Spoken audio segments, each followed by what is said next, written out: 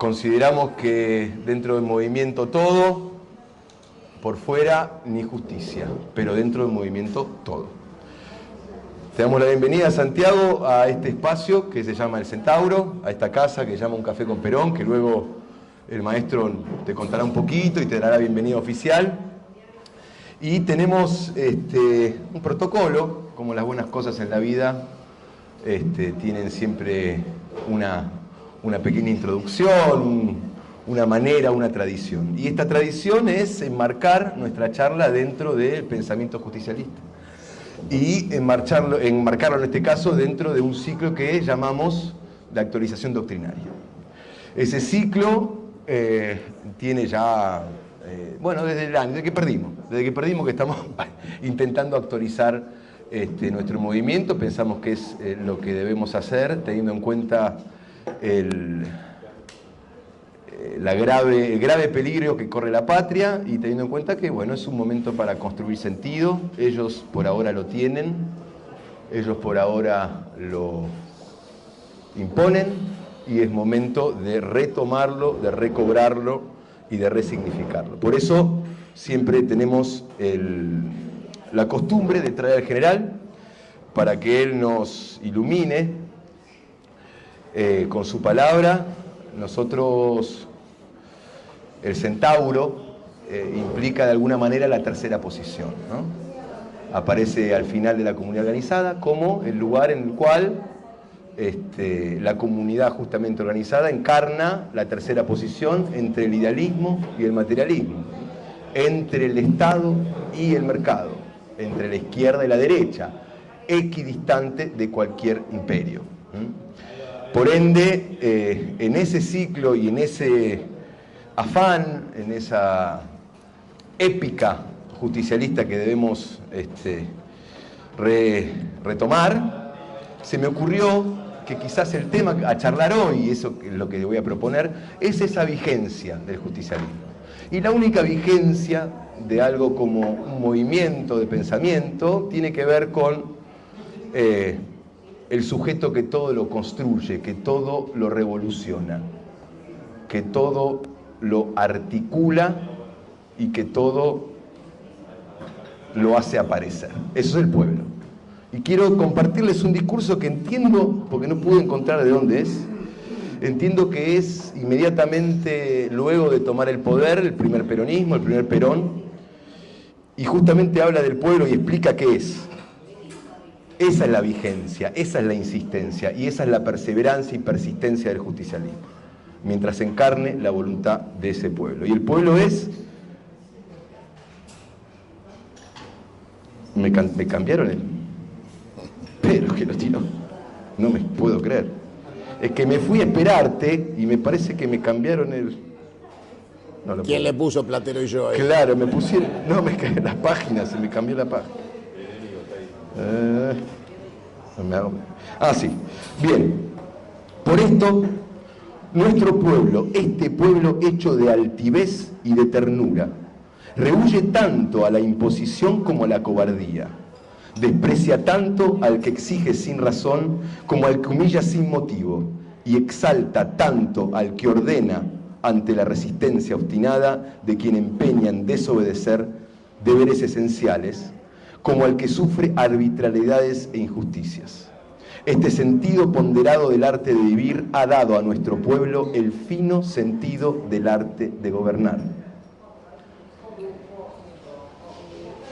Para ello, reserva al hombre las grandes virtudes individuales de la creación artística, del perfeccionamiento cultural, del cumplimiento de los deberes que le incumben en su esfera privada de acción y en el dominio y manejo de su conciencia. Por esto, la Constitución argentina, aquella, proclama intangible el sagrado interior de cada ser humano y otorga al pueblo el manejo de la cosa pública por medio de los representantes que él mismo elige y aún más, depura su elección, cribando en segundo grado la designación del primer magistrado y de los legisladores senatoriales, como para afirmar merecimientos antes de otorgar definitivamente las investiduras.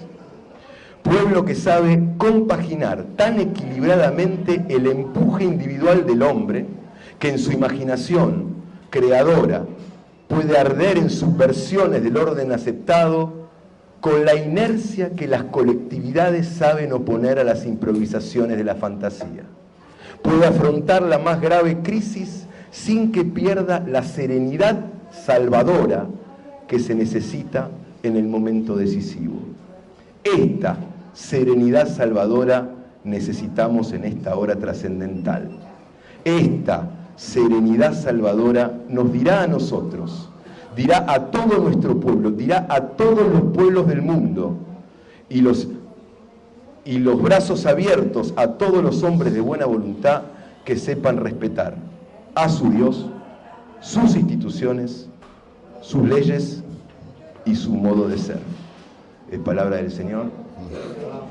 Con ustedes, el compañero Santiago Muñoz. Muchas gracias. No, por favor. Muchas gracias. Dicen que lo importante es llegar puntual al momento del combate. Así que les pido disculpas por llegar tarde a la charla. Tenemos por delante un desafío de una envergadura que pocas veces nos tocó generacionalmente vivir, y en particular yo creo que estamos en la expresión más satánica, más desbordante y pornográfica de la ocupación. ¿Un café? Sí. Sí. Y digo ocupación porque yo considero el actual gobierno un gobierno de ocupación. El origen legítimo de carácter electoral no convalida el accionar y la ruptura del contrato social aún con quienes lo votaron. Porque fue obvio y evidente que, lejos de ser cierto de que el actual energúmeno que está en la Casa de Gobierno haya advertido lo que iba a hacer, cosa que es absolutamente falsa, y está detallado a lo largo de la campaña, incluso en los debates con Massa, la afirmación de la negación de lo que finalmente hicieron,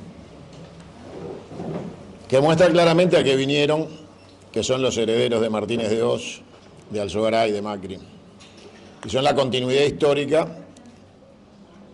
de lo que anunciara el rabino Berman, que es la división y partición del territorio argentino como objetivo final, que es transformar a la Argentina en Yugoslavia o Palestina. Y han encontrado, después de un larguísimo trabajo, eficiente por cierto, iniciado el 24 de marzo de 1976, la construcción de su revolución. Su revolución ha sido la batalla cultural que nosotros hemos perdido, porque la mayoría del pueblo argentino ha aceptado pasivamente y ha legitimado activamente que nuestros valores no los representan, que nuestros valores no les son propios o que nuestros valores les son desconocidos, en el caso tal vez de los más jóvenes. Cuando el compañero decía, desde que perdimos, yo le iba a preguntar a cuál de todas las derrotas se refiere. Si es a la meramente electoral de hace un rato o la derrota de la batalla cultural, que es mucho más grave que perder una elección. Nosotros venimos perdiendo y la derrota no es electoral, la derrota electoral es una circunstancia. Perdimos el año pasado y perdimos hace 5 años. Con Alberto Fernández también perdimos. Y quedó demostrado en los últimos 4 años, donde se consolidó la pavimentación del retorno de quienes siempre fueron sus socios, en definitiva, porque ese personaje siniestro, mediocre, bufón del sistema de expoliación de la Argentina, les fue absolutamente funcional en detener cualquier proceso de consolidación de lo que tendría que haber sido volver mejores, decía alguien. Y la realidad es que nunca volvimos, fue una pesadilla de 4 años. Personalmente estoy convencido que la pandemia estiró la vida de un gobierno que estaba acabado a los 3 meses que había asumido. Para marzo de aquel año ya el gobierno de Alberto Fernández se había terminado. La decisión de los nombramientos había llevado al Ministerio de Economía a un amigo personal e íntimo de Sturzenegger, con el cual se había sacado una foto cuando Sturzenegger asume de presidente del Banco Central de Mauricio Macri. Y está la foto del exministro de Alberto y Stiglitz, su jefe ideológico y amigo personal, en el despacho de Sturzenegger, muy sonrientes, dándole colaboración, apoyo e imagen al acuerdo que tenían con aquel presidente del Banco Central, hoy autor ideológico, según narran desde el oficialismo, del plan en curso junto a Caputo. Nada bueno podía salir de la llegada de Guzmán, nada bueno podía salir de una Cristina Kirchner que, más allá de todo y perdonándole todo y olvidándonos de todo, un día apareció y dijo: somos capitalistas y creemos en la Argentina bimonetaria. Ni Alzogaray se animó a tanto. Y aparte lo daba como clase magistral. Un título que le queda grande a cualquiera menos a Einstein, ¿no? O sea, clase magistral es como que está reservado a ciertos valores y condiciones personales que no reúne Cristina. Pero el título era ampuloso, ¿no? Clase magistral. En esa clase magistral le decía a los jóvenes: somos capitalistas y hay que ir hacia la política bimonetaria. O peor, lo asumía como un rasgo cultural de la sociedad argentina. O sea, mucho peor, porque le daba identidad cultural al fenómeno bimonetario. Y entonces empezamos a resignar todas las banderas, una tras de otra, y un pejotismo cómplice, berreta, lleno de delincuentes que buscan cargos públicos como si el PJ fuera un banco de empleo y no un instrumento político para la transformación. La sociedad fue percibiendo que el peronismo era Cristina y el pejotismo. Esto nos dejaría frente a la sociedad que asume desafíos desde llenar la heladera, el que puede todavía tener la heladera enchufada y ponerle algo adentro, hasta la inteligencia artificial. La sociedad hoy asume los desafíos más mínimos y los más grandilocuentes y infinitos para la comprensión promedio de la sociedad argentina, como es la inteligencia artificial.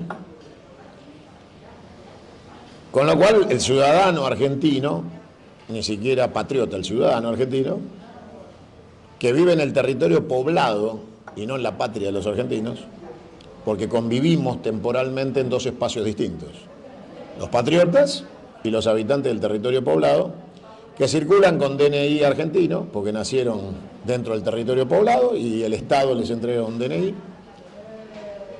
y eso los constituye en ciudadanos y nada más. Tienen su documento, pagan impuestos, compran la leche y pagan el IVA. La Argentina les importa nada, absolutamente nada.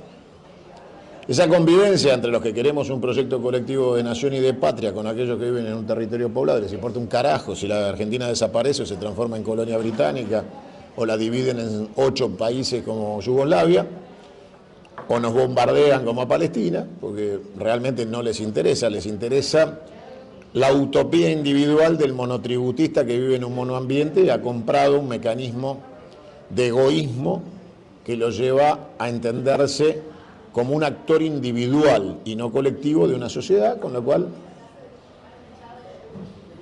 estamos frente al peor enemigo, que es nuestro vecino con el que convivimos, el tipo que te dice buenos días, buenas tardes y hasta por ahí juega la pelota con vos, pero que no tiene ningún interés en la lectura, ni en la comprensión de Perón, ni del nacionalismo, ni de ningún tipo de ideología, más allá de que no sea la nuestra, a sabiendas que cuando uno tiene una pertenencia ideológica ya tiene un enemigo. En el mismo instante que uno asume una posición ya se crea un enemigo. Y por supuesto, algún adversario. El adversario es táctico, y el enemigo es estratégico. Nuestra formación doctrinaria, nuestra esencia de ADN, crea inmediatamente el enemigo con el cual convivimos desde la fallida independencia argentina, que no existe y nunca existió. Venimos conviviendo en una lucha permanente en un edificio sin terminar. Es una estructura de hormigón la Argentina, que nunca llegó a ser edificio, en donde distintos sectores se pelean por la administración de un consorcio que no existe, porque estamos a medio terminar. Y en la Argentina las obras gigantescas a medio terminar terminaron dinamitándose. Entonces, si entendemos a la Argentina como un proyecto a medio terminar, cuando pasa el tiempo y no se termina, alguien dice hay que dinamitarlo. Y es lo que está pasando hoy. El edificio está ahí, es enorme, es ambicioso, es llamativo, tiene historia. Pero empiezan a decir, es muy costoso remodelarlo, terminarlo es más caro que hacer uno nuevo. Lo que más valor tiene es el terreno. ¿Para qué terminar esto, que ya tiene 40 años sin terminar, 200 años sin terminar? Y entonces viene uno y propone la demolición. Y un montón de gente que está cansada de vivir entre escombros y el proyecto que no avanza. Y hacemos un piso más y se vuelve a parar la obra. No le entregamos la llave a nadie. Empieza a decir, che, tiene razón, vamos por algo nuevo, rápido. Las paredes no van a ser ladrillo, van a ser de Durlock. El edificio no va a durar 100 años, va a durar 20. Pero a mí qué me importa, yo me muero. O sea, yo lo que quiero es vivir bien ahora. Y entonces ya no hay vocación de trascendencia, ni de proyecto colectivo, ni de identidad patriótica. Hay un hoy, ya, ahora, el minuto a minuto televisivo. No mide, sacalo. De eso es un montón. Y entonces en este momento la sociedad argentina está en el minuto a minuto. Y cuando nosotros tratamos de hablarle de doctrina, de pensamiento, de identidad, de que hay que terminar lo que empezamos para terminar de construir lo que nunca pudimos terminar de construir, empieza la discusión, bueno, pero ¿de quién es la culpa de que no se haya terminado? Y ahí arrancamos con los 70 años de peronismo. Y entonces los chicos dicen, claro, los 70 años de peronismo. El problema son los peronistas. Los radicales están a salvo porque ellos mismos se encargaron de matar a Lem y Irigoyen, así que no corren riesgo. Son padricidas, así que están fuera de discusión. No sufren los avatares de la discusión ideológica porque resignaron cualquier debate ideológico, cualquier pertenencia a la Revolución del Parque, a la forja que sirvió de puente entre el irigoyenismo y Perón. Abandonaron, ¿no? Homero Mansi, anda a contar quién es. Jaureche, si te he visto no me acuerdo. Entonces ellos rápidamente arrancaron con Alfonsín, ¿no? O sea, el radicalismo nació en el 83, listo, de ahí para acá, y el resto no sé, no me acuerdo. Balbín es un tipo que sale en La República Perdida, lo vi en una parte, dicen, ¿no? La República Perdida le hizo Coti. No, yo una parte vi que aparecía un tipo que decían que se llamaba Balbín. Frondizi es ignoto para ellos. Ilia, un pelotudo. Y ahí se rompe la historia y los tipos empiezan a ser absolutamente pragmáticos. Dame un pacto de olivos, 4 jueces, Consejo de la Magistratura, 2 departamentos para las amantes, y nosotros con eso estamos. Algún gobernador, como para tener dónde replegarnos, porque sin contrato no nos podemos quedar. Y ahí termina la mística del radicalismo. La izquierda, que sigue esperando las condiciones subjetivas para su revolución, que no llegan porque están financiados por Soros, entonces ellos mismos son el impedimento de su propia revolución. Y en ese esquema dejaron de representar a los obreros para representar minorías sexuales y ecología. Con lo cual la Argentina tiene todavía en nosotros, en las generaciones que hemos dejado de ser jóvenes, un proyecto posible 40 años vista. Y si no hacemos pie y convencemos a las nuevas generaciones que hoy integran el 60% del padrón electoral que hizo presidente a este degenerado mental, vamos a desaparecer. Y estas reuniones van a ser cada vez más chicas y nuestro protagonismo social va a ser cada vez más intrascendente. Con lo cual tenemos el desafío de persuadir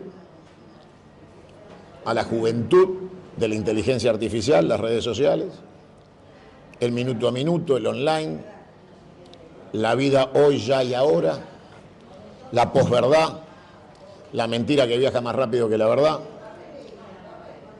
la lucha contra el lawfare.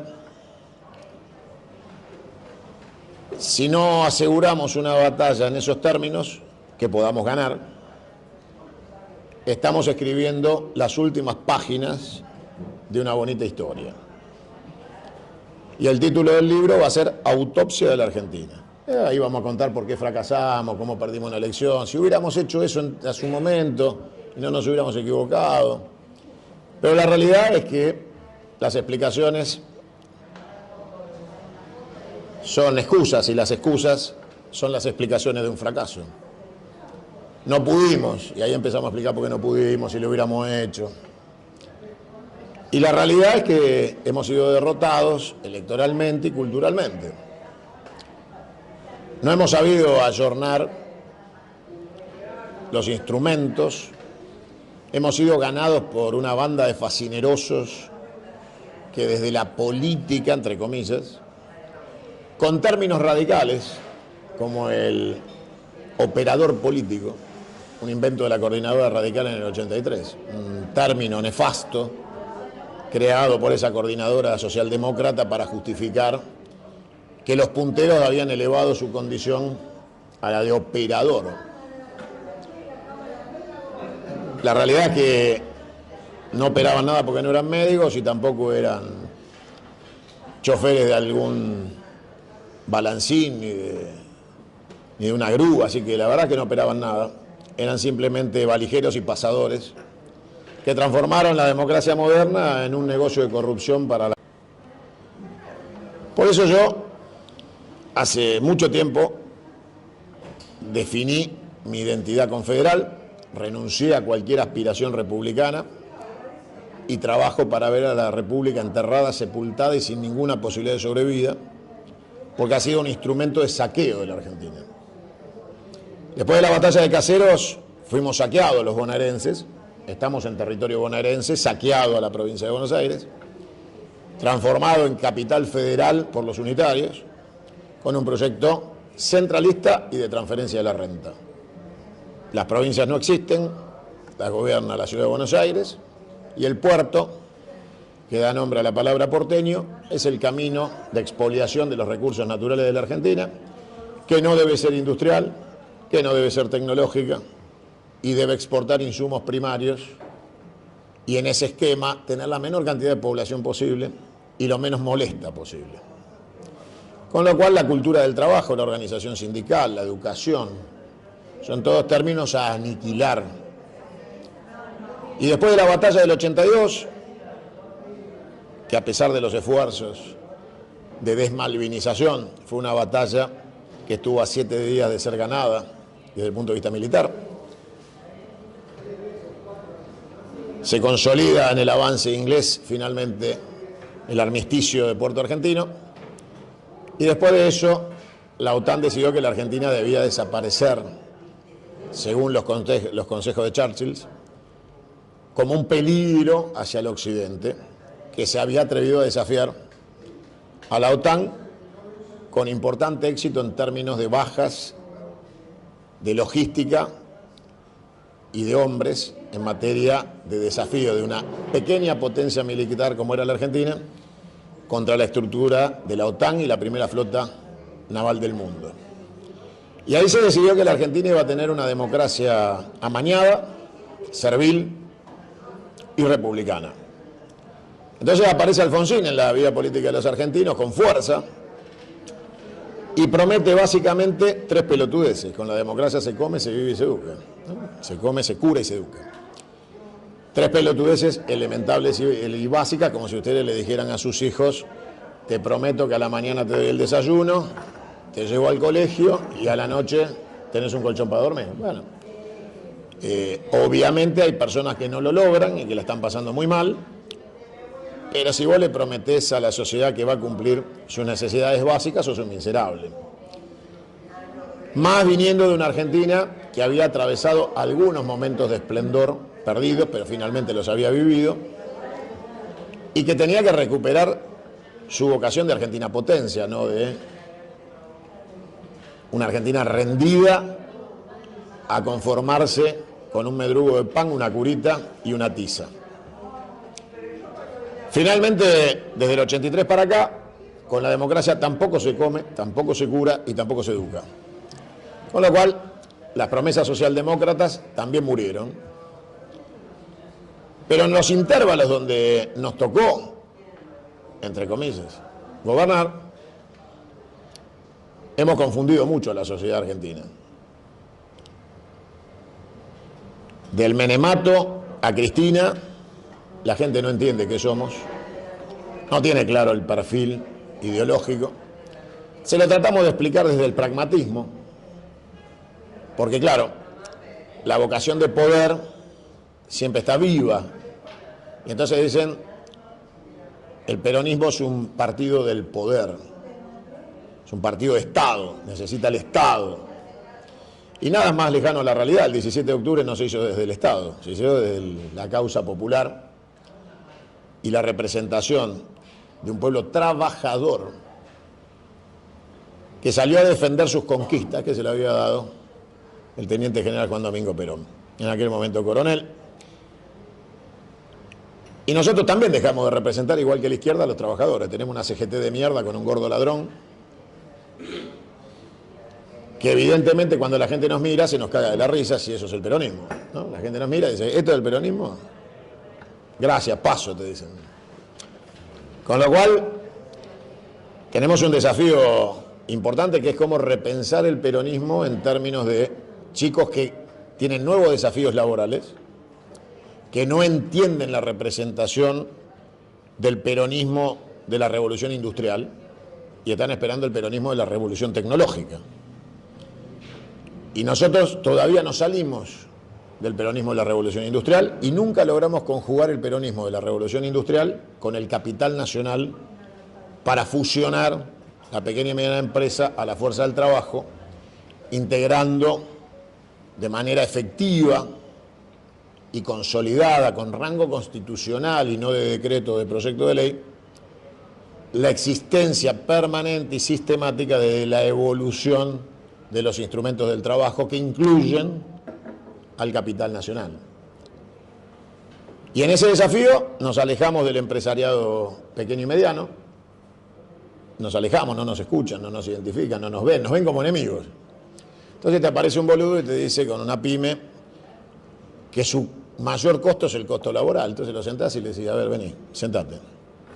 Explícame tu tasa de interés.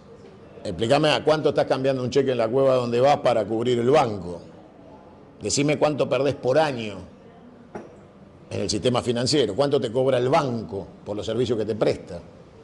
Cuánto te prestan capital de trabajo que no tenga tasas usurarias que te impiden producir y que finalmente el crédito es impagable. Porque en términos relativos de lo que es producción y ganancia, la Argentina es inviable, hace mucho tiempo, no ahora. Entonces, nuestro desafío no es ganar una elección. Eso te diría o les diría que es lo más fácil. Si Milei ganó, ganar una elección parece ser fácil. El tema es cómo consolidar un proyecto sustentable de administración del gobierno del Estado, con proyecto de nación y de patria, que llegue desde el punto de vista cultural a ser identidad de las nuevas generaciones. Cuando uno le habla de Perón a un pibe que vive del home office y su vida es conectarse a la internet y ya en muchos casos a través de la inteligencia artificial, ni siquiera hace el esfuerzo físico de la tecla, ha perdido ya la necesidad del contacto físico con la pantalla del celular o la pantalla touch. Se pone los auriculares, los prende desde el auricular, habla, le dicta a la computadora tiene inteligencia artificial, entiende lo que le está diciendo, le contesta y hace. Le dicta y despacha. Por delante tenemos el fin de los medios de comunicación analógicos. Lo que ustedes conocen hoy como Smart TV ya es chatarra tecnológica y para nosotros es la última evolución de la comunicación como receptor hogareño. Estamos rumbo a la televisión holográfica.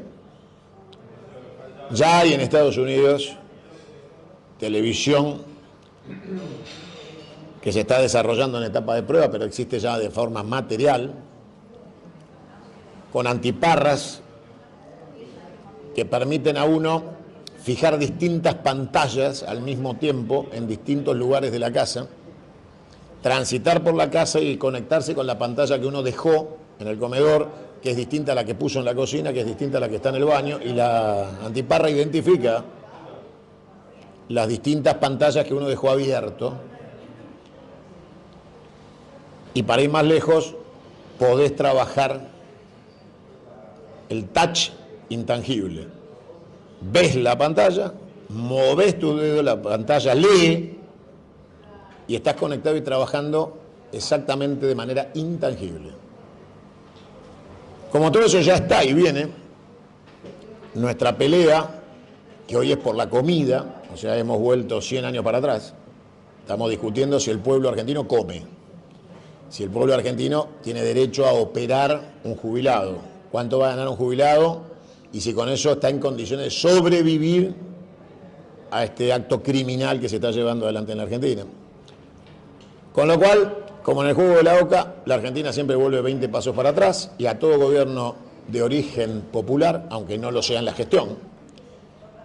Nadie puede creer seriamente que el gobierno que terminó de Alberto Fernández y Cristina ha sido popular. Nadie puede sostener semejante pelotudez. De hecho, los trabajadores no nos acompañaron porque claramente durante 4 años le cagamos la vida de manera sistemática y vieron en un gobierno que supuestamente era popular la consolidación de una clase política cuasi perversa desde el punto de vista de su origen pseudo popular supuestamente, que como nunca los usó de carne de cañón. Si a eso le agregamos las fiestas en Olivos, los negocios de los seguros, no haber repuesto la ley de medios en 4 años, Mauricio Macri hizo un decreto de 3 renglones para anularla, era un decreto de 3 renglones para reponerla, porque lo que se quita por decreto, se implanta por decreto, porque aparte era una ley por unanimidad, o sea, tenía legitimidad de origen, solo era reponerla con el mismo instrumento que había sido anulada. Ni Alberto ni Cristina, que tuvo ejercicio de la presidencia en ausencia de Alberto, firmaron jamás ese decreto y por el contrario le pagaron 1.200 millones de pesos por año a Clarín, de pauta, y 850 millones por año a La Nación Más. Grupo La Nación, Saguier, Caputo, Macri. Con lo cual, la gente se seguía confundiendo. Los libros de texto del Estado argentino durante el gobierno de Alberto y Cristina los imprimió la imprenta de Clarín, AGR Clarín. O sea que facturaban otros 1.000 millones en libros escolares. En ninguno de los gobiernos de la democracia en la que nos tocó supuestamente a los peronistas gobernar, se derogó la ley de entidades financieras de Martínez de Oz. Sigue vigente, como si nada hubiera pasado. Nunca se intentó, ni en el mejor momento de Cristina, la reforma de la Constitución para impedir este tipo de bestialidades que hoy se están llevando adelante. O sea, darle rango constitucional inamovible a ciertas situaciones de Estado para que no venga un loco desquiciado y te clave un DNU para lotear la Argentina. Y mientras estamos charlando acá, en este mismo instante, están destruyendo la Argentina. legalmente porque el DNU está vigente. Nuestros legisladores, lejos de la revolución, se aumentan el sueldo en el Senado porque dicen que no les alcanza, con lo cual terminan de divorciarnos definitivamente con la sociedad, con los trabajadores, con el mundo. Y nosotros también nos enamoramos con la llegada del progresismo a la sede del pejotismo, porque el progresismo nunca será peronismo, pero el pejotismo les prestó la casa. Entonces, tuvimos y tenemos frentes electorales con el Partido Comunista, que honrosamente le dedicó una carta de agradecimiento a Videla en el 76 por el golpe de Estado y acompañó a Braden contra Perón, ¿no? O sea, para ubicar a dónde está el PC. O sea, un PC raro el nuestro, pero está en Unión por la Patria, en el Frente de Todis, está en todos lados. Terminamos de confundir a la sociedad cuando abandonamos la política sindical y la columna vertebral del movimiento se transformó en un bar temático, que está en Pardo, ¿no? O sea, lo que faltan son unos mozos, un buen café, y te recomiendo que le pidas el edificio, pues es más grande. Y nos dedicamos a la reivindicación de las políticas de género, el aborto y otras cualidades del gobierno de Cristina y de Alberto, que dieron lugar a movilizaciones de pañuelos verdes, ¿no? A fotos de Evita con pañuelos verdes y un montón de políticas confusas que se pelean con los libros, pero estamos en la era de la inteligencia artificial, de los medios de comunicación online, de la internet, con lo cual la mentira viaja mucho más rápido que la verdad, la posverdad es mucho más tentadora que la verdad doctrinaria. Y ahí se empieza a terminar de desdibujar todo. En los medios de comunicación aparece gente como Victoria Tolosa Paz, que dice me hice peronista para coger, con lo cual llena de doctrina la campaña. Se le conoce su holgada vida económica junto a su marido. Del otro lado, el presidente del PJ de la provincia de Buenos Aires es un pibe que nació en Santa Cruz, habla con faltas de ortografía y no puede explicar 400 millones de pesos de patrimonio. Y el presidente del PJ Nacional es el exiliado corrupto delincuente de Conchita Fernández. Y eso nos deja frente a la sociedad totalmente desarticulados. El último congreso del pejotismo no logró llevar a la mitad de los congresales. Ni siquiera pudieron convocar a los congresales. O sea, el resto ya sería mucho pedir. Si mandando los telegramas no pudieron hacer que todos los delegados del Congreso estén presentes y la mitad no fue, está claro que tendrían que haber renunciado todos en el mismo instante y decir, listo, hasta acá llegamos. Balbín tenía una frase que decía, comando de la derrota, comando a casa, ¿no? Entonces, perdimos, nos vamos. Le dejamos lugar a otros compañeros que vengan a organizar esto, a ver si podemos ir hacia algún lado. Yo le dije hace poco tiempo atrás al pejotismo que dejen de comportarse como la NUCE, porque la frase de cabecera del pejotismo es que las urnas están bien guardadas, ¿no? Como le habrá dicho la NUCE en aquel momento a Perón. Yo los desafié a que reempadronemos, no vamos a ir a votar con el padrón trucho con el que laburaron los últimos 30 años. Creo que la última afiliación la convalidó ante la justicia el viejo chorro de Landó, así que imagínense que con el padrón de Landó no vamos a ir a votar. Pero que si tienen ganas de hacer una reconstrucción honesta, movilicemos a todo el peronismo en todo el país para una reafiliación masiva, que blanqueemos honestamente quiénes son los peronistas que quieren ser parte del PJ y se afilien de cero. Los intendentes tienen ventaja, tienen el aparato que ellos dicen. Reafiliemos y yo me presento todos los días para competir con el que se le cante, Cristina, y el que se tenga ganas de ser por la presidencia del PJ, para que el PJ vuelva a ser parte del peronismo. Si no hay reafiliación masiva y no hay internas con urna un domingo, el PJ se lo pueden meter bien en el orto. No sirve para un carajo, es un instrumento vacío y corrupto. Y cuanto más lejos estemos de la foto con el intendente de La Matanza, más rápido nos vamos a congraciar con la sociedad. Porque si hay algo que la gente odia, es la imagen decrépita del tren fantasma que estaba arriba del palco, donde había más gente arriba del palco que abajo, ¿no? Todos querían dirigir sin que hubiera ningún dirigido para hacerles caso. Con lo cual, los desafíos tácticos nos llevan a movilizarnos, como lo hicimos en la marcha de la defensa de la universidad. Pero ahí hay que tener claro que la patria es de todos y nosotros no conducimos. Somos simplemente uno más de los que marcharon. Y que la diferencia entre masa y pueblo es la conducción. El otro día había una masa de gente. Esa masa de gente no sabía ni a dónde iba. Se concentraban en un lugar y no sabían a dónde tenían que ir. No sabían si tenían que ir por Avenida Córdoba, por Diagonal, si era para Plaza de Mayo, para Congreso. La realidad es que este sistema de marchitas es muy simpático porque redundan casi en una maratón sin sentido de gente que camina sin saber hacia dónde y de repente alguien le pregunta al otro, che, ¿se terminó? Porque nadie sabe cuándo empezó y nadie sabe cuándo terminó. Finalmente todos se van a casa diciendo, fue espectacular.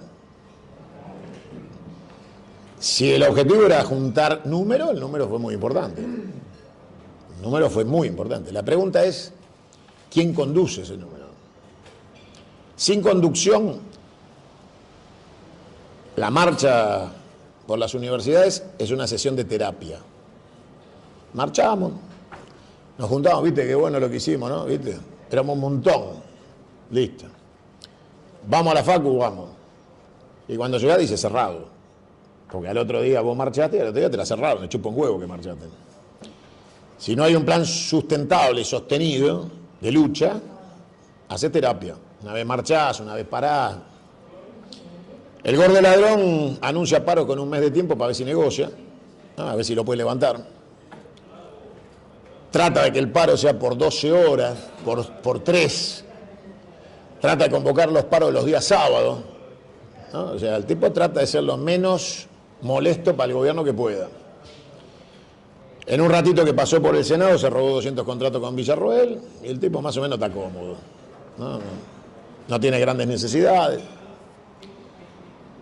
Los senadores negociaron con Villarroel el aumento y hicieron la farsa acordada de la escena ridícula de Villarroel diciendo, bueno, pongo a consideración, y el vocero, miembro informante, diciendo, bueno, señor, hay que votar el proyecto 1432/4, y ella no le pregunta, senador, defina el proyecto, no, está bien, dale, vamos con ese, ¿están todos de acuerdo? Sí.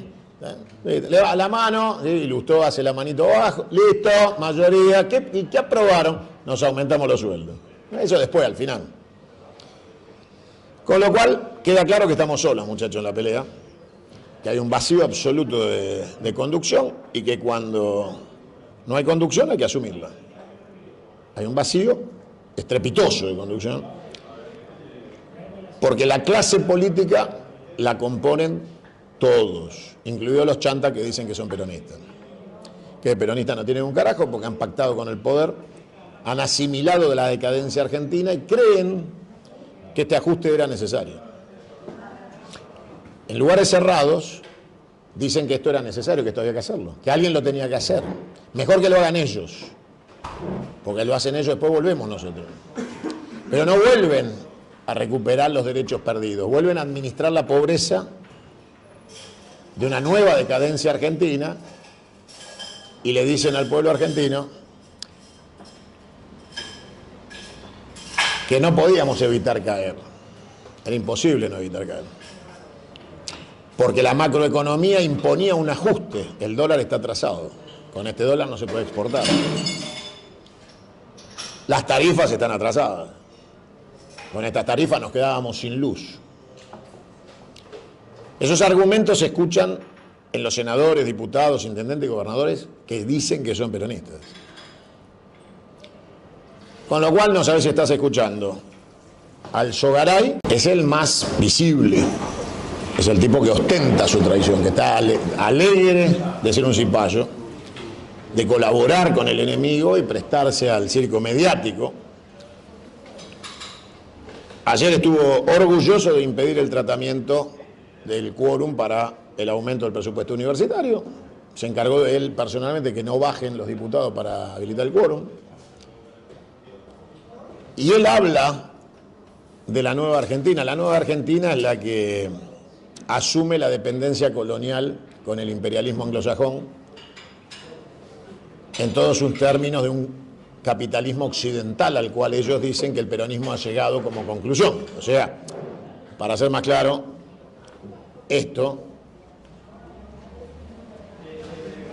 como título de tercera posición, ha caducado. Pichetto dice que Perón se equivocó y que nosotros somos capitalistas occidentales. El problema no sería que lo diga Pichetto, también lo dice mi amigo Guillermo Moreno. Entonces empezamos a tener más problemas todavía. Porque un tipo que se supone que vende un peronismo militante termina diciendo que somos amigos de Netanyahu, termina diciendo que pertenecemos al capitalismo occidental, termina reivindicando políticas económicas de mercado y termina diciéndonos que nuestra lucha tiene que ser para abaratar la góndola, negociando con los grupos concentrados,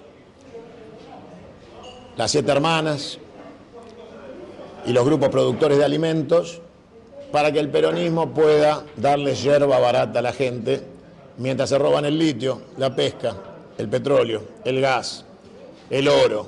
Es un peronismo raro, peronismo que propone que la agenda popular es distraer a la gente en la góndola mientras le roban la casa. Mi análisis es un poco más radical desde el punto de vista etimológico de la palabra y no de la esencia del partido. Radical en términos de raíz. Y entonces yo me pregunto y les pregunto, ¿por qué creen ustedes que nunca se subieron las retenciones a los minerales en Argentina en ningún gobierno peronista? Se sigue pagando el 3% por robarse el litio, el oro, el cobre. Porque en la Argentina te dicen litio, el mineral del futuro. El litio ya no es del futuro, es del presente y va camino a su extinción. Tiene una vida útil que está en tránsito. Con lo cual no es el futuro, ya es presente. Pero el litio sin el cobre y los minerales conductores te lo metes en el culo.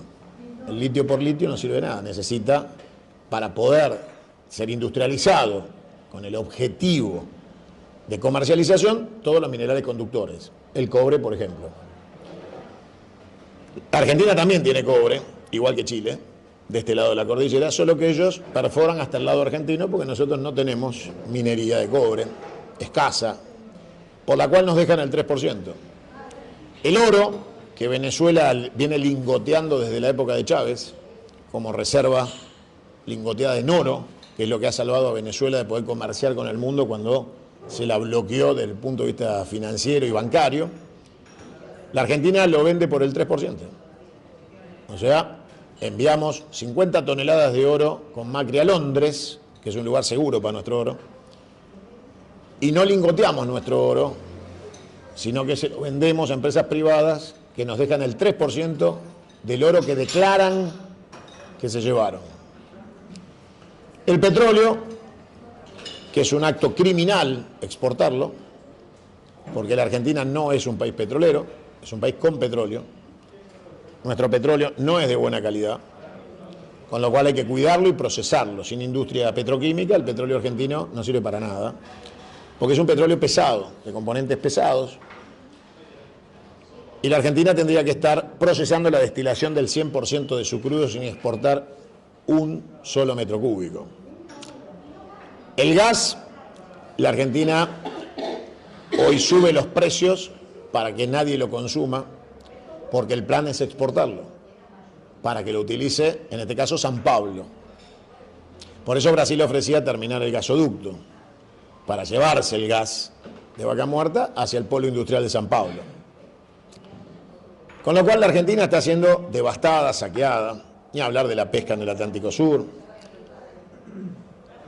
Y en esta instancia final de devastación, donde ya intentan partir y dividir a la Argentina, según la teoría Rabino Berman, en esta expresión salvaje de Milei, el peronismo no está presente. No es el factor convocante, no es el factor aglutinante y no es la conducción del proceso popular de resistencia. Porque la gente todavía confunde peronismo con Cristina, peronismo con la Cámpora, peronismo con Menem, peronismo con... Y en ese desvarío en el cual hemos caído, Perón nos puso una fecha. Perón dijo: el 2000 nos encontrará unidos o dominados. Muchachos, estamos dominados, eso queda claro, ¿no? O sea, estamos lejísimos de la utopía de la independencia económica, la soberanía política, lejísimos. El 2000 marcó la agenda que Perón nos marcó. Estamos dominados, estamos bajo gobierno de ocupación, estamos sin capacidad de organización. Perón nos dijo: solo la organización supera el tiempo. Muchachos, nos ganó el tiempo. Con lo cual tenemos una doble tarea: convencer, persuadir y al mismo tiempo combatir. Porque no tenemos tiempo para hacer docencia. Si nos ponemos a hacer docencia, seguramente la tarea de ellos será terminada mientras nosotros estamos con los pizarrones o los WhatsApp tratando de educar con doctrina peronista a las nuevas generaciones. Con lo cual, es par y paso, combate y adoctrinamiento. Pero en el mismo momento, en el mismo instante, no hay tiempo para otra cosa. La Argentina hoy tiene que combatir este gobierno y debemos derrocar este gobierno a través del juicio político, cosa que yo estoy llevando adelante, ya lo hemos presentado, y estamos juntando firmas en todo el país, porque no hay espacio para el diálogo con este gobierno. Con este gobierno no se dialoga, con el enemigo no se dialoga, al enemigo ni justicia. Y Perón también cometió el error que después corrigió con el tiempo. Perón debió haber fusilado a todos los integrantes del 55, a Menéndez, a Rojas, a todos. Cometió el error, dijo: entre la violencia del tiempo elijo el tiempo. 18 años después dijo: me equivoqué, los tendría que haber fusilado a todos. Pero ya era tarde y no había pasado. Y eso terminó con el abrazo de Menem y Rojas en la década del 90, no sé si se acuerdan. Y hoy termina con Pichetto pidiendo poderes especiales para Milei. En el camino, un 16 de octubre, los dirigentes sindicales del peronismo de Braden, vinieron acá nomás a sacarse una hermosa foto con el embajador de Estados Unidos en la embajada. Entre ellos estaba también Baradel y las dos CTA, para que no quede ninguna duda que estaban todos, no que había ido el gordo traidor de Daer nada más. No, también fue Acuña, Pablito Moyano, fue todo. Y después fueron el 17 a festejar, con la foto colgada, ¿no? Obviamente hay una definición geopolítica de esta clase traidora, republicana y bastarda, de entregarse al occidente capitalista sin ningún tipo de resistencia ideológica y sin ningún tipo de cuestión ético o moral que los inhiba. Por lo menos alguno debería retirarse y decir: si hemos llegado acá y esto es inevitable, yo prefiero morir en mi casa lleno de pena y dolor. Pero no, los muchachos prefieren viajar a Miami, a Washington, ser invitados por la CIA, el Pentágono, la DEA, cobrar de la Fundación Soros, ¿no? Y tratar de pasarla bien mientras la Argentina se desvanece, inevitablemente, según ellos, ¿no? Según ellos, es inevitable. Con lo cual, firman una rendición. Hay claramente una firma de una rendición de esa clase política. Y entonces nuestra tarea es conducir la masa para que se conforme otra vez en pueblo, volver a representar a la clase trabajadora. Hoy me llamaron 3 muchachos colectiveros, ahora se los voy a hacer escuchar. que tienen un programa de radio en Mar del Plata, son colectiveros, se pusieron un programa de radio. Y la temática del programa de radio es el trabajo. Entonces terminan de pegar las vueltas y se van a la radio. Y ellos como colectiveros hablan de la problemática del trabajo. Son peronistas, se garpan el espacio de la que ganan manejando el colectivo y no se hacen pajas mentales de dirigentes que nos quieren contar cómo se conduce la Argentina y después se vuelven a la casa con la plata que se robaron a estar bien calefaccionados, bien comidos, explicándole a los que mueren de hambre y frío en la calle que tienen que aguantar porque es inevitable el ajuste. Estos muchachos son colectiveros, son compañeros, viven de su laburo y se pagan un espacio de radio para hacer peronismo y hablar de trabajo. Necesitamos más colectiveros y menos dirigentes. Y lo difícil es, claro, cómo agrupás a todos esos colectiveros, que hay 13 en Mar del Plata, 20 en Salta, 30 en Tierra del Fuego. ¿Cómo haces para unificar todo eso? En mi caso, lo hago desde los medios de comunicación que le llegan a todos al mismo tiempo online, de punta a punta del país, de la cordillera al mar y del norte al sur.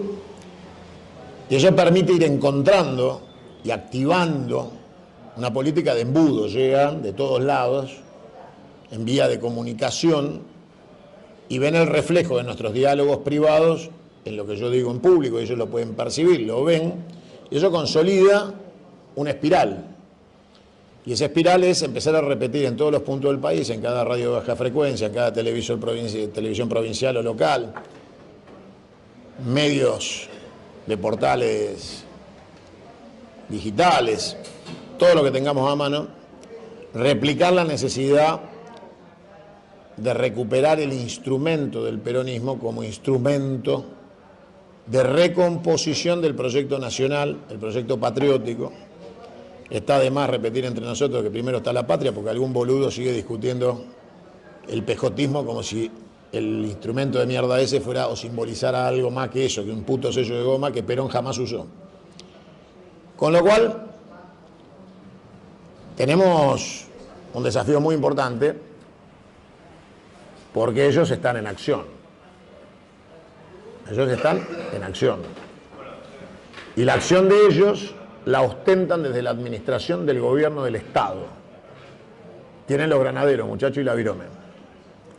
Tienen las fuerzas de seguridad y las fuerzas armadas.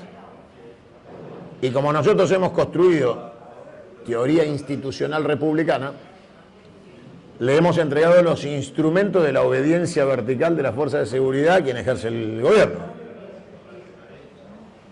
Y eso significa que nosotros hemos perdido las Fuerzas Armadas Nacionales, las Fuerzas de Seguridad Nacionales, que ya no están integradas por nuestras generaciones. Nuestras generaciones son la última jerarquía de esas instituciones que ya se están jubilando. Abajo hay pibes de 18, 20, 35 años, que también se criaron en la época digital y que tampoco leyeron a Perón. Con lo cual, Cabo Sánchez reprima y abra la 9 de julio y Cabo Sánchez va. Cabo Sánchez dice, a mí me lo pide mi superior, o mi superior le ordena el poder político elegido, el poder político elegido es el que está de turno, listo, no hay más nada que pensar, yo reprimo, ya está. Total, yo estoy dentro de la ley. Nadie me va a cuestionar por hacer lo que tengo que hacer. Y si lo que tengo que hacer es reprimir, reprimo.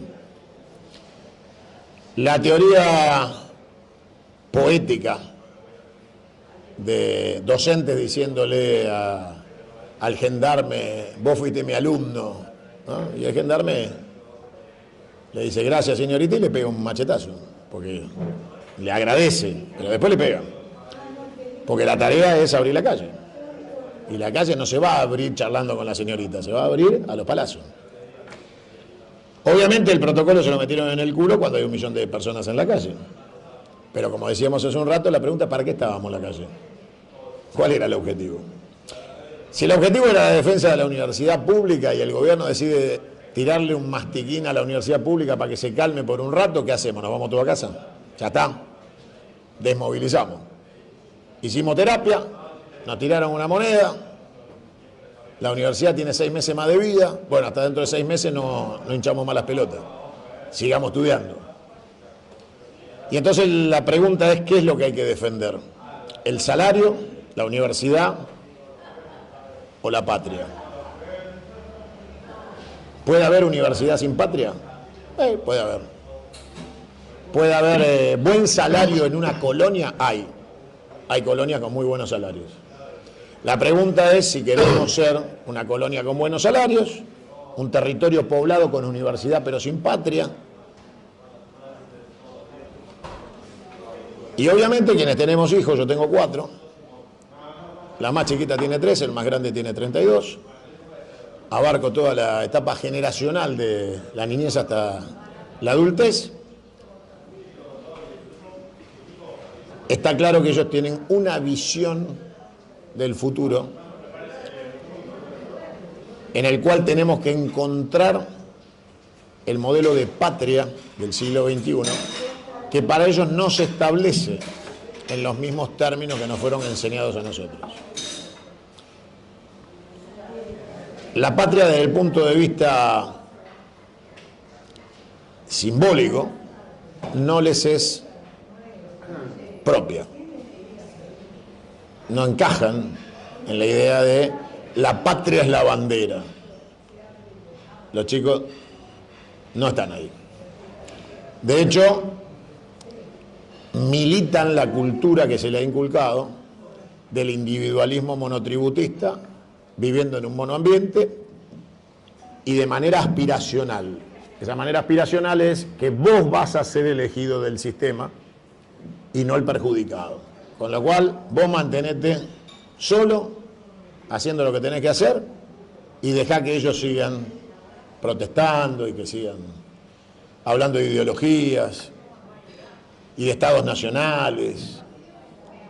Ustedes recordarán que con el globalismo, después de la caída del muro de Berlín, vino el invento de vos podés ser un habitante del mundo.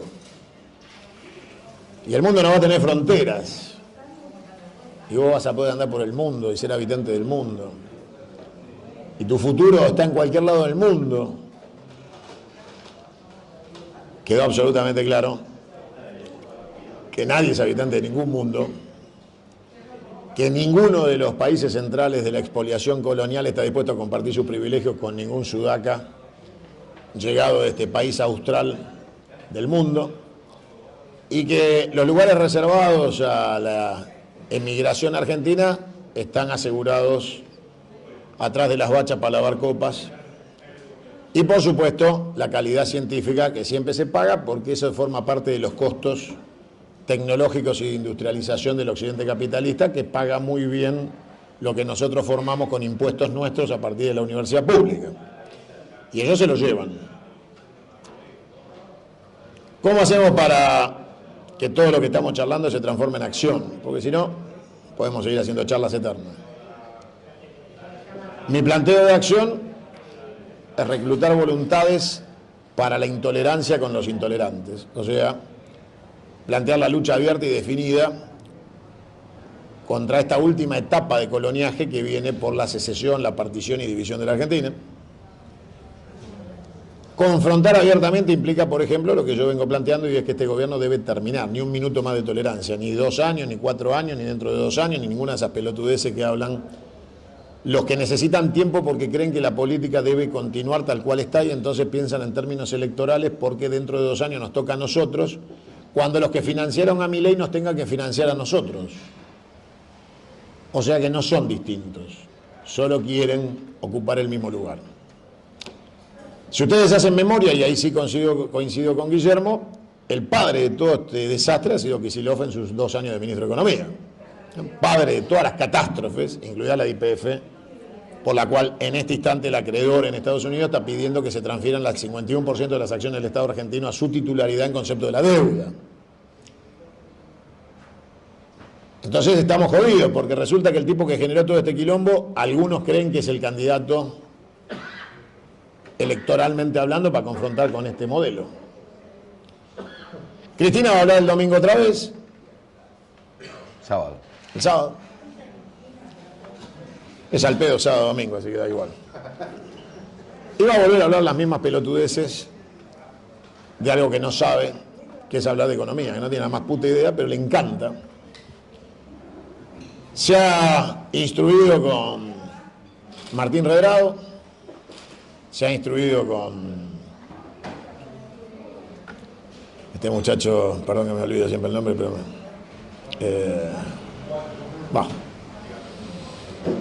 el chico que tenía a las chicas nombradas en el ministerio, en el banco, Melconian, y últimamente ha convocado a un par de economistas libertarios para tener reuniones privadas, y sus dudas son: ¿Milei va a dolarizar antes de fin de año? ¿Va a conseguir la plata para dolarizar? Si dolariza nos caga, porque si dolariza nos gana la elección del año que viene, y no sale de ahí. Con lo cual tenemos un problema, y es que siguen pensando en términos electorales y de largo plazo, mientras el pueblo argentino sigue padeciendo una catástrofe. Acá estamos en una zona privilegiada de la Argentina, lejos del frío de las estepas, de las zonas agrarias, de la zona patagónica con frío, que este año no va a tener plan calor para que la gente se caliente, porque el Estado está incapacitado en el orden municipal o provincial o nacional de aportarle la leña, no gas, a los sectores cordilleranos y del desierto patagónico. Esto incluye la comarca andina del paralelo 42, por ejemplo, ni hablar de Santa Cruz o Río Negro en su zona de cordillera. Todo esto es una triste realidad, por lo cual yo digo, señores, combatamos frontalmente, declaremos la existencia del enemigo, no del adversario, terminemos con el verso de que esto se arregla votando, porque votando tenemos 33 hijos de puta en el Senado que se aumentaron el sueldo y se cagan en todo. Votando tenemos 99 traidores diputados nacionales que ni uno plantea un escenario de confrontación abierta, ni uno ha pedido el juicio político. Los juicios políticos que ingresaron a la Cámara de Diputados todos son de particulares. No hay un solo diputado nacional del bloque de Unión por la Patria que haya presentado un pedido de juicio político. Con lo cual, si no entendemos que nos toca conducir y que hay que asimilar y asumir los riesgos de conducir, y esos riesgos tienen que ver con que ellos van a hacer todo lo necesario para defenderse. Estos no son de la Rúa, no se van en helicóptero, se van tirando. Va a ser mucho más sangriento y difícil y definitivo, porque el loco psiquiátrico es un loco psiquiátrico y el resto que está alrededor son el verdadero núcleo duro de la expoliación argentina. Son la más rancia oligarquía argentina. ¿Ya? Y esto, a mi saber y entender, termina como la película Plata Dulce. Lupi va en cana y Arteche se va a Estados Unidos. ¿Se acuerdan que el final de Plata Dulce es Arteche la puta que te parió? Porque Arteche le hacía firmar a Lupi los documentos y Arteche, cuando llegó la policía, dijo: yo no firmé nada, yo no tengo nada que ver, yo era contratado. Es muy probable que Caputo se vaya en un avión un par de días antes, abandone el cargo y diga: yo era contratado. Que al loco lo dejen para que la gente lo linche, pero van a dejar la Argentina quebrada, devastada, secesionada, enfrentada. Si tuviéramos identidad, en este momento seríamos el faro de un pueblo que necesita creer para sacarse este gobierno de encima. Las encuestas que yo manejo, que son reales y no pagadas por los bandos, indican que la población argentina está altamente desconforme con este gobierno, pero no piensa hacer nada porque no sabe a quién apoyar. O sea, no tienen percepción del reemplazo. Entonces, la pasividad no es complicidad con el gobierno, sino el miedo al abismo. El miedo al abismo es: si luchamos contra este gobierno abiertamente, ¿qué viene después? ¿Vuelve Cristina? Ni en pedo. ¿Vuelven los peronistas? Que no son ni en pedo.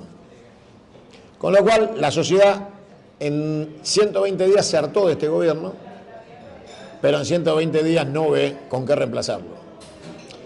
Por eso tenemos una tarea de visualización. Necesitamos que la gente visualice un proyecto nacional superador que le mejore su vida y la vida colectiva de los argentinos, y convencerlos de que ser patria es mejor que ser colonia, en un tiempo donde el concepto de patria se ha desvanecido en el colectivo social.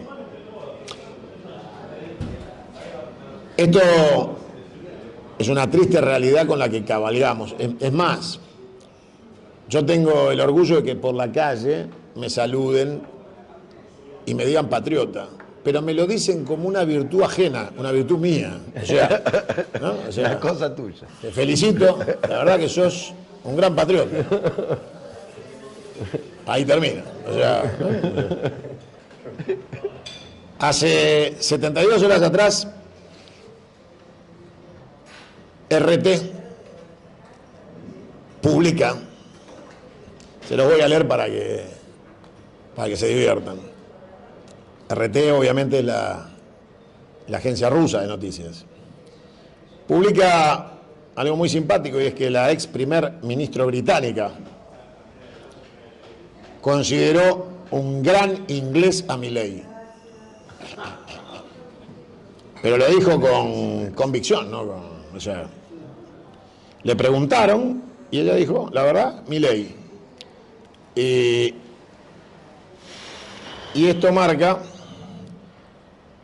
ex primer ministra del Reino Unido dice que Javier Milei es su líder británico favorito. Bueno, a confesión de partes, relevo de prueba. Si los ingleses dicen que el líder inglés más importante de la época se llama Javier Milei, está todo terminado.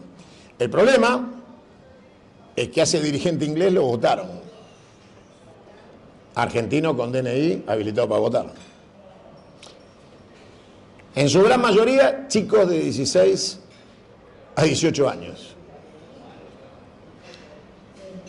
¿Ustedes se acuerdan quién fue la hija de puta que habilitó a los pibes de 16 años a votar? Se los dejo difícil. ¿Se acuerdan? Es fácil, ¿no? Con la ley que habilitó a los pendejos de 16 años a votar, nos ganó Milei. Porque esos pibes de 16 años que no pueden votar absolutamente nada,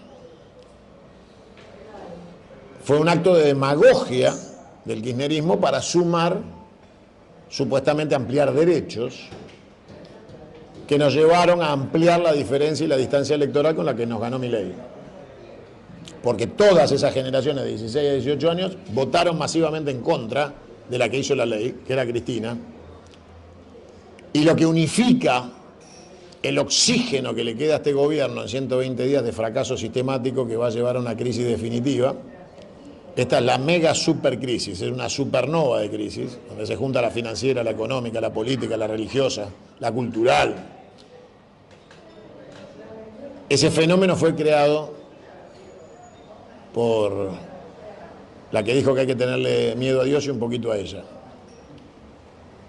Y en esa comparación mesiánica de ella con Dios, aparece Milei otra vez hace 4 días diciendo, en cadena nacional, esto es para siempre. Entonces uno dice, bueno, ¿qué diferencia hay entre una loca que se compara con Dios y un loco que dice que esto es para siempre en una democracia que vota cada 2 años, ¿no? Es muy difícil que alguien diga, esto es para siempre, si vos sabés que cada 2 años tenés que ir a votar y que finalmente el para siempre lo decide el colectivo social, no lo decide ni vos ni nadie. Y el problema es ese. El problema es que la gente rechaza a Cristina Eterna, que se compara con Dios, rechaza a Milei cuando se cree que es un dictador bananero, pero no ve a dónde ir, a quién seguir. Es más, Daer dice vamos a parar y la gente dice no, ¿qué? Vos me pedís, yo no paro. O sea, Daer pide el paro, yo no paro. Si tuviéramos un Ubaldini, el país estaría parado hace 2 meses atrás. Y todos estarían convencidos de parar porque es un referente creíble para los sectores del trabajo. Si tuviera Hugo, como en la década del 90, parándole a Menem, diciendo vamos contra el proyecto neoliberal, la gente pararía. Si tuviera Lorenzo Miguel o Rucci, la gente pararía. Con Daer se nos cagan de la risa. Y los muchachos dicen, yo salgo a laburar. Voy a levantar el puchero y salen a laburar. Y por eso la CGT no convoca un paro por tiempo indeterminado, porque a duras penas no saben cómo van a hacer para sostener el del 9. Yo quiero sintetizarle todo esto en nuestras debilidades son los primeros que debemos analizar para después ver nuestras fortalezas. Porque si arrancamos al revés, arrancamos equivocados. Arrancamos con un análisis erróneo. Hemos sido derrotados, como decía el compañero al principio, pero no en la elección. La elección es el epílogo de una gran derrota cultural. De no haber entendido lo que estaba pasando en la sociedad, haber subestimado a la sociedad y haber cambiado la representación de los trabajadores por la representación de minorías sexuales, políticas de género y pañuelos verdes. En la sociedad argentina, cada uno que haga de su vida lo que se le canta a las pelotas, nosotros tenemos que cuidarles el trabajo, la dignidad, el techo, los derechos sociales, el recibo de sueldo. Con lo cual, cuando volvamos a hacer garantía de bienestar colectivo y tengamos un proyecto, que en mi caso es la Confederación Argentina, la gente va a volver a escuchar y a prestar atención a lo que le digamos. Mientras le digamos que el que está es malo y entonces tenemos que volver nosotros, olvídense de que tengamos una sola chance de recuperar un municipio. Y es muy probable que se cumpla una predicción. O les ofrecemos algo mejor o el año que viene van a tener mayorías parlamentarias porque nos van a volver a ganar, con ajuste incluido. Y en vez del año que viene, como predicen los boludos que dicen que hay que darle tiempo, recuperar electoralmente el espacio perdido, lo que vamos a hacer es perder del todo el espacio que todavía nos quedaba. Gracias a todos.